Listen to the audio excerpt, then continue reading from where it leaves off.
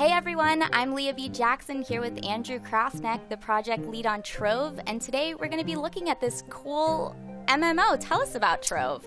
Yeah, absolutely. Trove is a game, a cubic voxel game, currently in alpha, and it's all about adventure, exploration, and creation, with a healthy dose of community on top of that, being that we're an MMO. Sweet. So where are we right now? So right now, we're in an adventure world. So we have two types of worlds in our game. There's home worlds, which are kind of a personal world that you own or can share with other people if you want to, and adventure worlds, where you go if you want to go fight monsters, collect stuff, unlock new recipes, and go through dungeons, things like that. So right off the bat, the first thing that I'm noticing is that this game is very similar looking to either Cube World or Minecraft, that type of thing. Can you tell us a little bit about those inspirations? Yeah, absolutely. Really it came, Minecraft is a cultural phenomenon. It's amazing. And we were playing it, and, being an MMO company, we're like, okay, we really like the online stuff. We really like the social stuff. And we, wanted to be able to play with our friends in these worlds, connect with them, collect things, power up, and get all those aspects of games that we really enjoy and we enjoy making. And combine it with the cool stuff, with cubic voxels, being able to build, destroy, create new things, all that kind of stuff. And we actually really embraced that idea. I think even more than some of those other games where there's a lot of things in the game. Not only is the world made out of cubic voxels, but pretty much everything is. So you'll notice the character, the weapons, my hairstyle, and that's really opened up a lot for us, not just for what we can make, but how we've actually opened it up to the community itself as well. And we can talk about that more in a little bit. Definitely. So I'm noticing that you have a unicorn running after you. I do. And you're not talking about the unicorn, so we have to take a moment to talk about this. Is this your pet? This is my pet. So I have a pet unicorn. Actually. Oh my gosh. That's my mount. I'm going to jump on a mount unicorn as well to get you the full unicorn experience here. All right. Oh my gosh. Yeah, so you can collect pets, mounts, run around on them. And so pets are something that you can pick up in the store. We are going to be a free-to-play game. They actually give you a boost to combat, so you can acquire them with either type of currency. We're not looking to be a pay-to-win game. Anything that you can get that gives you power is something that you can also get, by just playing the game. So I think this guy actually gives me some extra magic power, although I seem to have left him behind somewhere. He'll catch up. Don't worry. So I'm actually, right now I'm playing one of our two classes, the Gunslinger, who uses magical bullets to do combat. And so having a pet that gives me extra magic power is actually beneficial to me. So I want to have that guy. I'll actually pull him back out. Your unicorn. We missed him. Yeah, he's gone. So now here we can kind of see the UI. Can you go over that a little bit? Oh, sure, absolutely.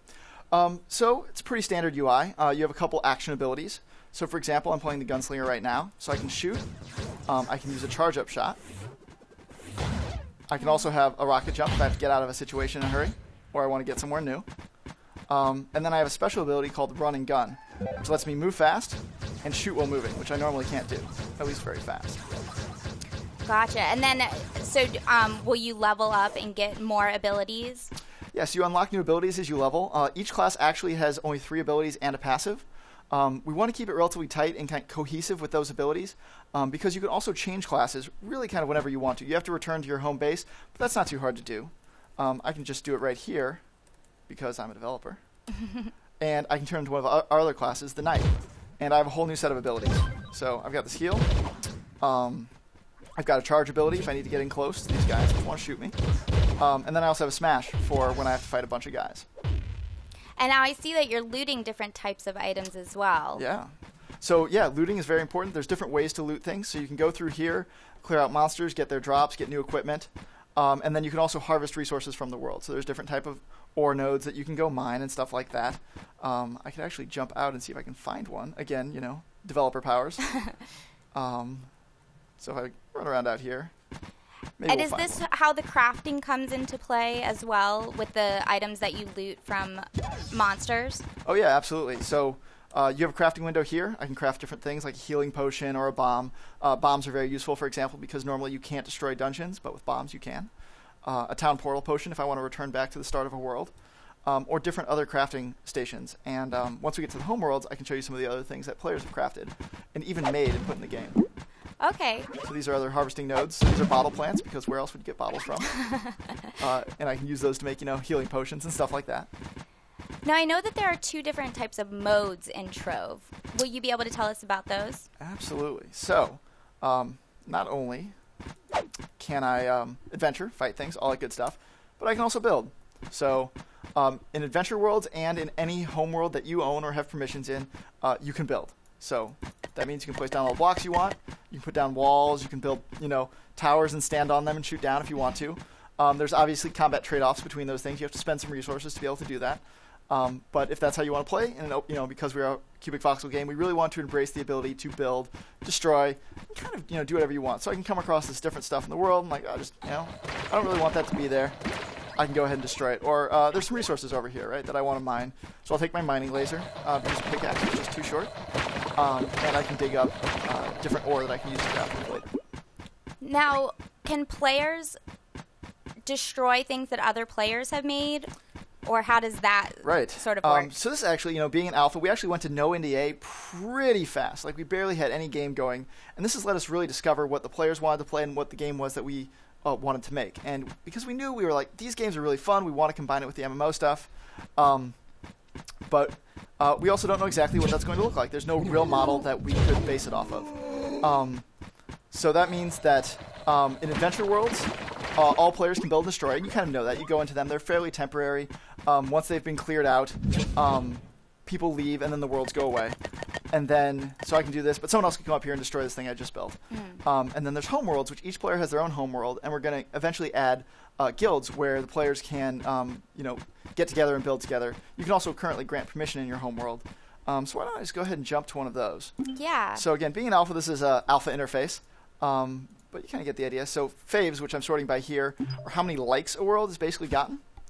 Gotcha. So when people see something someone's built, like this world full of portals and a giant crying skull and all sorts of stuff, you can go up to this heartstone here and you can like it. So I've given him props for this world. So, but I could press it, I could turn it off if I wanted to, but it's an awesome world, so I don't want to. And that will make it show up on that faves list? Yeah, and it'll show, and those will accumulate. So the more people that, have visited your world and have, given you props, the higher you'll show on that list, and the more people will discover your world and come visit it. So it starts off with basically nothing, just the adventure world like I showed you before. And then this guy, Fargan, who made this world, owns this world, and he can give other people permission if he wants to. So this is made, everything in our game is made out of cubes, but some have different properties. Like this is glass. This is a red glass that he's built here. And I noticed some water behind us as well. Yeah. Which I believe is kind of new. It is, yeah. We just put water in. It flows. You can build water sources. You have to harvest certain resources for it. You have to harvest ice resources to create water. And this guy is the guy we call the face of flow. And you can actually toggle him on and off if you own the world, if you want to turn it off and do some building and then turn it back on. And these are actually kind of expensive, so he's built a lot of them, which is impressive. So the other thing you can do in homeworlds is you can craft different kind of decorations. So not only can you build with cubes, but you can build with things like flower plants and little, robot orbs here and golden torches and all sorts of stuff. And a lot of this we initially seeded into the game. We built some ourselves, but we've actually let the community create it, curate it, and then put it in the game. And this isn't like a mod where maybe you have to download something to get access to it. This is something that goes in the game, and it goes in the game for everyone. So maybe you have to find the resources. You still have to, harvest the materials to create it. But once it's in the game, you can build as many as you want. Everyone can get access to it, including things like weapons as well. So and hairstyles. So the hairstyle I have right now, someone made. The equipment I'm using, someone made. So. And will people be able to get all of this for free, or can you set a price for the items that you've created? That's a great question. So it's actually all free. And the reason we decided to do that is it's very easy to say, we could charge for certain things like hats or face items, which we actually did originally. But it turned out it was very difficult because, if we made it so players could make those things and get revenue from it, then that's really all anyone would want to make. And we want to open it up to a lot more than that. Things like dungeons, things like NPCs, there's no really good way to sell that kind of content. So we're interested in rewarding the players as much as possible. Right now we give game access. Your name goes on the item. You get real money currency for the game. And we're still exploring what else we could do in the future, but anything we do would be something that rewards everyone who makes things for the game, not just people who would put things on the store. So for someone who wants to try Trove, how can they do that? So TroveGame.com has all the information. We have a supporter program. We're going to be free to play, and basically it's a pre-order system for a free-to-play game. So that means you can, if you drop $20, that gets game access, and then also $20 worth of in-game credits. We're in alpha, so we're going to do a wipe between alpha and beta. At that point, we're going to return all the credits to the account, including a bonus amount, 50%. So, if you support us now, once we go over to beta, you'll get extra credits. Obviously, we'll do more announcements as we get closer to beta. We haven't officially announced when that's going to be yet.